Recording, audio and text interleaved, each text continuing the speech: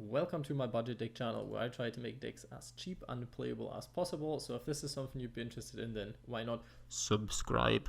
Today I've done something that I've basically already done before. Swordsoul Tenyi is a deck profile that is already on my channel, a pure version, which will probably be a bit more playable than this variant.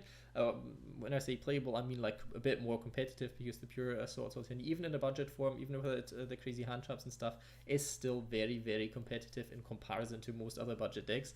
But this deck isn't that much worse, and also I have Mekk-Knight, I have Tenyi, I have Swordsoul. Why not put them together? And this is exactly what I've done.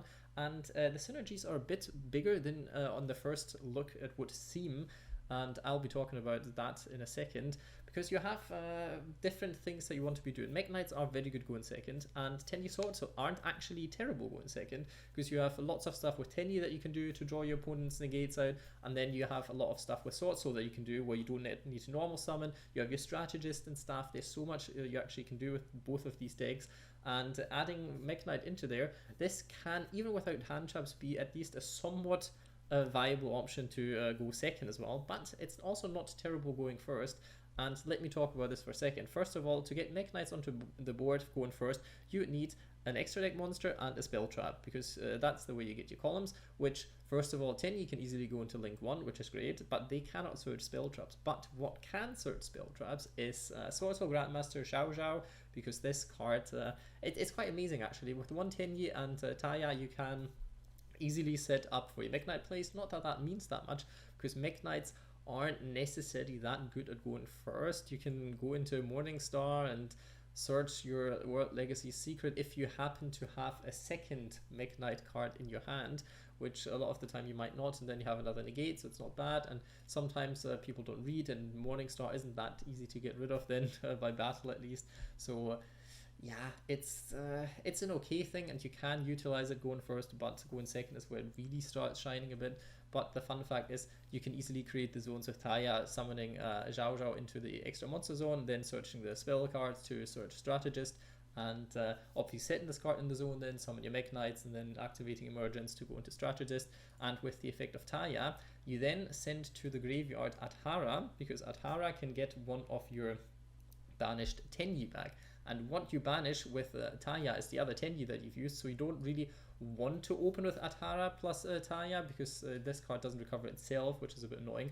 So you want to open up with one of the other Tenyi, but also you don't want to open up with this card in your hand then, because you couldn't send it to the graveyard, which is a whole different load of a problem. But point is, you send Adhara to the graveyard, and then you should be able to recover one of your cards, because you already have used the Tenyi to go into your link monster, and then you have one normal monster on your non-effect monster on your board, so you can use Adhara's effect to recover the Tenyi monster that you have banished with Taya, and that you then can use with the strategist in case you don't have a Swordsoul or worm cards in your hand, because obviously if you splash Mekk-Knights, and you'll have less of worm cards in your deck, so you might not, after your whole combo, might not have a worm card. This kind of combo makes sure that you will, and it works pretty well, because this is the card you want to be playing, because this is the rare card and not the ultra rare card. Obviously Splash and Woye's in here isn't going to be terrible, but for the budget sense, we have 9 ways to get to Taya, and that needs to be enough in this specific variant. Starting off, double Tenyi Spirit Adhara, already talked about it. You need this card, and for once, not because it's a level 1 tuner, or it's a tuner in the first place, but actually for its effect. But you don't really want to draw into it, so you need to play 2, because otherwise, if you have it in your hand, this whole thing doesn't work that much anymore. And it's not terrible if you draw into it a lot of the time, if you actually have another worm card in your hand. Other than that, yes, at 3 I feel like it would be a bit too much. We run triple Stana, because this card actually does some Tenyi stuff at least. You can always crash your Monk into stuff if you need to get your Monk back then, basically, and pop one of your opponent's monsters. That's not too bad. Targeting protection can be nice. It's not always good, because it only works obviously on non-effect monsters, but it can be somewhat useful. So why not use this card? Because Nahata is even worse in my opinion. It's not terrible.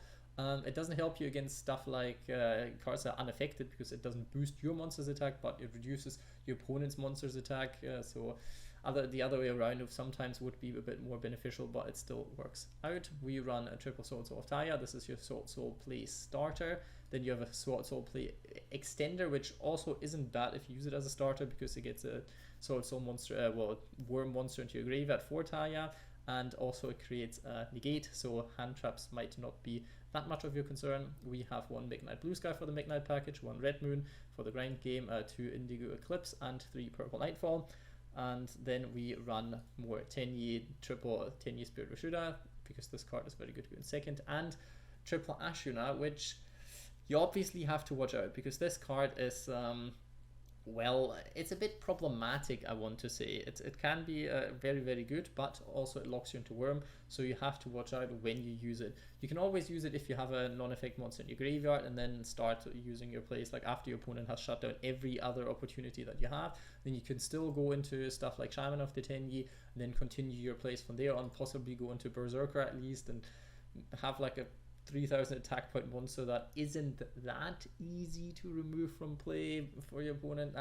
It's not great, but it does its stuff. Plus both of these are level 7, so in theory, if you want to be running some sort of rank 7 that you have a good rank 7 card, then you can. But the problem is Mekk-Knight wise, only Red Moon is another level 7, so it doesn't work as well, because yeah, that's the only level 7 Mekk-Knight that you run. The other two are level 8, as you can see. We run double Indigo Eclipse. I like running triple, because this card, if you go into the Link monster for Mekk-Knights plus World Legacy Secret, is a double monster negate, and that's quite nice. But it kind of feels a bit bricky if you run too many of them, so I dialed it down to 2 of them for myself. Plus with the spell card, you at least have another option to well, get into Purple Nightfall, and then Purple Nightfall search Indigo Eclipse, and if you can summon it, then it's still fine. So you have some more options to go into this, because basically nearly every other Mekk-Knight card that you run searches this card, so add 2, it should definitely be fine. Purple Nightfall, very good card in general, very good in the grind game, very good resource grinder. Doesn't do all that much turn 1, but it still does stuff, I guess. Triple Swordsoul Emergence, problematic if you don't want to run 3. You could substitute 2 of them with either running the Incredible Ecclesia, or even running Giant Pearfish, because you have quite a lot of monsters that can special summon themselves. We don't need your normal summon. Then you could technically go into Giant Pearfish, discard 1 monster, very monster heavy deck, so it's not terrible, and most cards in your deck don't actually mind being discarded all that much, so this card would be fine. Could run it instead. You still want to make sure you have 1 Swordsoul Emergent in the deck, so you can search it and do the whole Mekk-Knight shenanigans. But other than that, this card is also fine. I decided to run triple World Legacy's Memory. I'm not 100% sure on if this is the right call or not, because it's a quick spell, so you can't really set it and then still use it. That's just not how the rules work. But you could use it during your opponent's turn then, and can still do stuff. It's a bit annoying from time to time, so you could cut it down and play some more Worm or Swordsoul starters if you like. It's mainly just in here you technically search it off of the Mekk-Knight of the Morning Star, and it starts your plays with Mekk-Knights, especially if you've already used everything else. You can still use memories, and then you cannot afterwards special summon monsters affect Mekk-Knights, which is quite nice, so you can still do everything beforehand, and this is just another play starter, I want to say, and it easily gets you into your links and whatnots. So there is quite a lot of stuff you can do with this card, so at 3 I felt like it was fine. Heavenly Dragon Circle is another card that can, with the Tenyis in combination, easily get you into Swordsoul of Taya, which I quite like. And we run 1 Swordsoul Blackout. It's another disruption, especially if you go on first. This can sometimes be helpful if you already have Strategist in hand, then you can search this. Adds another Swordsoul card to your hand, so Strategist would have another card to discard. So that is also not too bad.